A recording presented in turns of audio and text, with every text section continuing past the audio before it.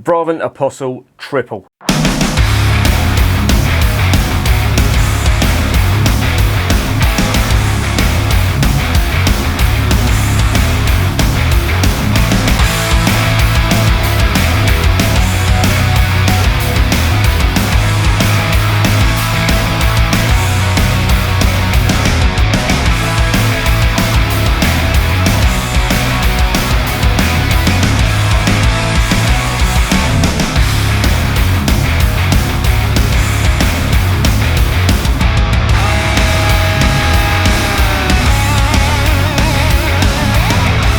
And remember, life is too short to be drinking shitty beer.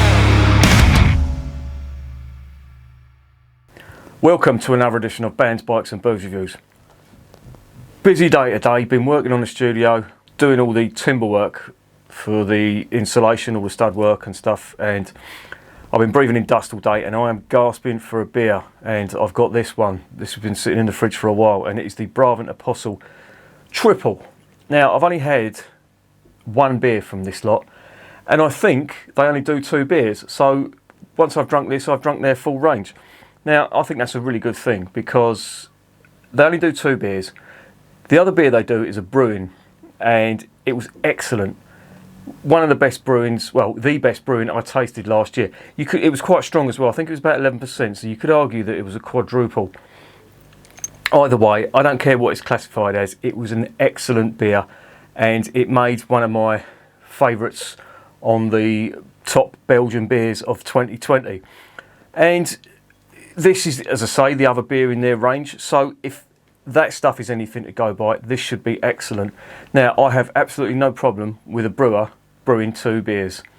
I think if you do it correctly, then that's all you need to do. I see craft brewers, I'm going to say Brewdog and Cloudwater, they're the 2 biggest culprits, but they're not the only ones for sure. It's like they're bringing out beers every week and you just think, I think quality will suffer. And I don't think you can remain as focused if you're chopping and changing and trying out different recipes. Yeah, I know they're experimenting and all that, but I don't know, I just think the Belgians have got it spot on. The Germans do it too. 3 or 4 beers in their range. I think the Germans do a little bit more. They sort of most of them tend to do a beer for every style. Not all, but most. And the Belgians are pretty similar as well. Certainly the Trappists, they have very few beers in their range. If you look at Westmalle have just only brought out a beer just recently and that's their 3rd beer. Chimay, I think, do 3 or 4. Le Trappe, they do a few, but not many. But Rochefort as well, you know, them sort of brewers, excellent quality beer, not many in the range. Yeah, they're Abbey brewers, I know, but they just concentrate, get it right, consistently good beer. And I have no problem paying a lot of money for their beers because they're good and I enjoy them. Craft beers, you really don't know what you're getting from one week to the next. Yeah, there are certain good craft brewers, but I just think if you're just chopping and changing all the time, I know they have a core range and stuff, but I don't know. Maybe it's just me. Maybe I just like tradition. That's just me. Other people may like trying out different beers every week, which is fine. I have no problem with that whatsoever. If you want to do that, crack on. This is the 2nd beer in their range. Not much information about the brewery. It's a bit confusing. The websites that sell this beer, they say that this is brewed by De Proef Brewery. I think that's how it's pronounced in Flemish, which basically means a trial brewery. And what that is, it's not a contract brewer. It's like a brewery that's available to other brewers to use. So, for example, if you want to brew a particular beer for distribution in Belgium, you can use that brewery and you'll use the facilities in the brewery and you give them the recipes, or I think maybe you can even go down there yourself and you can brew your beer there. I know there's quite a few brewers that use that. There's even a Korean brewer that uses their facilities. I think Mikkeller use their facilities as well. And yeah, I think what these brewers are known as, sort of some of them who haven't got a brewery, they're called cuckoo breweries, named after obviously the bird that lays its eggs in other birds' nests, etc. But this lot, I think that's where they brew their stuff. I don't think they have a brewery of their own. but they're only doing 2 beers and they're fantastic. So they've obviously worked that out. I think they have a cafe or restaurant bar that they sell their beers in, and it's a district of a place called Middelkerk, which is on the Belgian coast on the North Sea. If you've ever been to Ostend, it's not too far from there. I did a motorbike tour, not a fucking push bike, all right? And we went along that coast road, and I'm sure I must have gone past this lot and just not noticed them. It's very small. It's on a very small corner cafe, but I was probably too busy. It was very windy that day, and it was sand just getting blown all over me. So I had my mind and my eyes on other things. But enough rambling. Let's get on to this beer.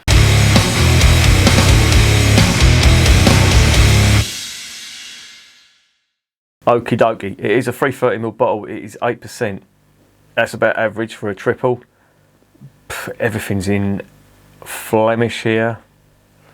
And I think, yeah, it's just basically saying it goes through a secondary fermentation in the bottle, as most triples do. And yeah, usual caper. Very cheap label. Almost cartoonish. Don't let that deceive you. As I say, the Brune or the quadruple, whatever you want to classify it as, that was excellent. I urge you to try that. And I'll give you my opinion on this stuff now. So that could be 2 good beers from a single brewer. Let's get it open and let's see what's going on.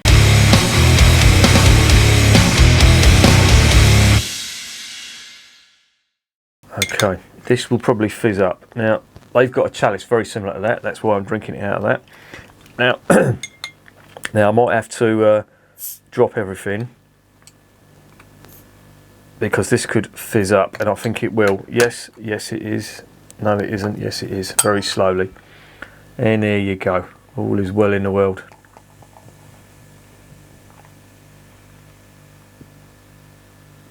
The studio's coming along nicely. I've run out of wood though.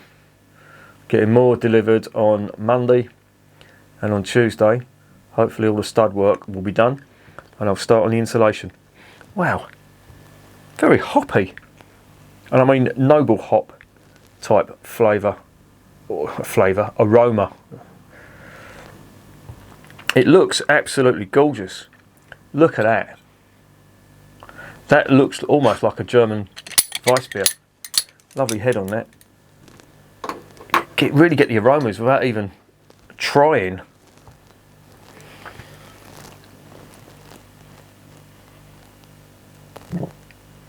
There is a lot of banana and clove, but there's also like a spicy note to it, and it's hop spice that I'm talking about. There is coriander in there. There is, I think, a little bit of, what would that be? I think it's orange peel. Yeah, there is very faint hints of orange peel. For an 8% beer, there's no ethanol. That's what's puzzling me. Normally you get a waft of ethanol come up, but there ain't none on here. It does smell different, I will say that. The banana and clove is there, but that seems to have subsided now. That was quite big, but it's not really there now. It's more fruity, like orange peel, definitely there. Coriander, a little bit of banana and clove, not a great deal. And there's some spice in there, hop spiciness, like white pepper, and a little herbal note to it as well. It smells interesting. No candy sugar, I will say that. Anyway, let's get this down the hatch before the head dissipates.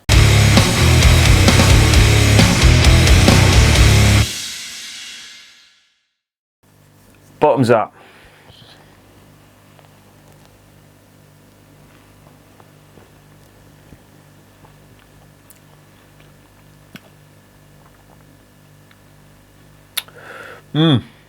Interesting. When I said there was no ethanol, I'm a big fat liar. At first mouthful, fucking hell. Yep, there's ethanol in there, definitely. And there's the warming as it goes down. Let me try again. Normally with these triples, the first thing you get is the ethanol, because that is such a strong flavour it tends to dominate and the palate adjusts to it, and then the other flavours come through. But normally I find with triples, certainly if it's the first beer of the day, the ethanol really does strike hard on the palate. Let's dive in again.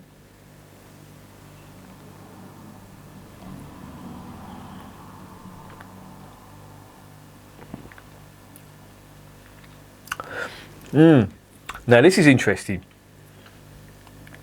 When I put my nose up, and it is a big fucking hooter if you've noticed, but when I put my nose up, I'm getting a sour aroma now. And I'm also getting that on the palate. And I wasn't getting that before. Now that's interesting.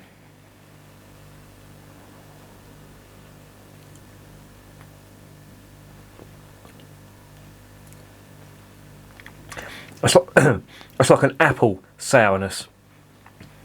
And that is a really nice sort of tilt on a Belgian triple. There is a little touch of sourness. It's subtle, but it's there. And coming from West Flanders, as it does, they're renowned for the sour beers. Certainly the Flemish red ale. But to get that in there, that's a really interesting take.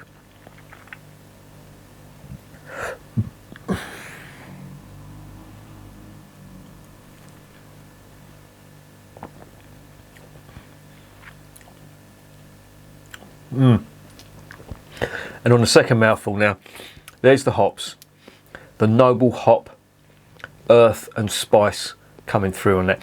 I have to say, this is really complex. There are a lot of flavours in here, and I think this is one of them beers that you get different flavours with each mouthful, which is really interesting. And to be honest, I'm really like this brewery. Two excellent beers that they do, and they've just concentrated on that. And they've come up with certainly a fantastic Brune stroke quadruple. But this triple, this is doing things.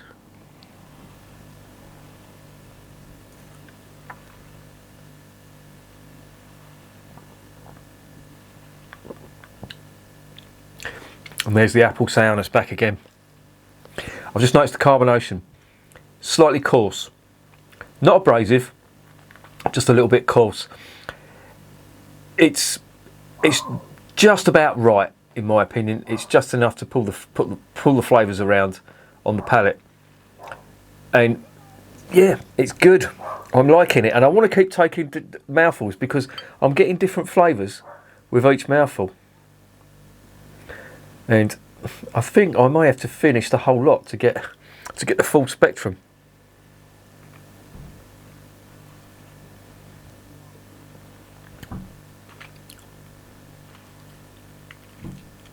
Just giving that a swirl around. I've got a big waft of ethanol on there. You do get that. It's almost spirit-like. And again, that sourness is there too on the aroma. This is really good. But I'll tell you what there isn't. There isn't much of the candy sugar. It's not sweet, which I like. Even though I do like triples that have got candy sugar in them, this is different, and more of the hop character and more of the spice is coming through. I'm not getting that sweetness that you normally get on most Belgian triples.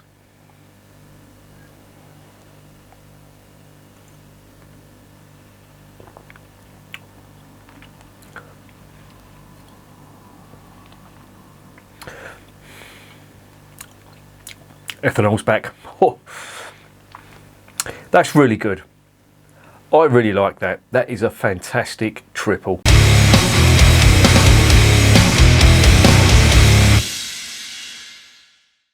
So what's the verdict on Braven Apostel Tripel?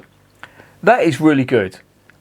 I was half expecting a good beer, but I didn't expect it to be as good as that. It sort of bucks the trend in that there isn't much of the candy sugar. You don't get that big, hefty, cloying, sticky sweetness that you get in most Belgian triples. There's more of an emphasis on, certainly on the ethanol, but you get that on all of them anyway. There's a lot of emphasis on the spice and on the hops. And there's also a sour note to it as well. And I'm going to say, if you're not a fan of sour beers, this may not be for you, but I love sour beers. I love Flemish ale, I love lambics, and even though the sourness isn't big, if you're not into that sort of sour apple flavour, then you're probably going to notice this quite a lot, and it may put you off, but it just makes me want to drink more of it when I taste it.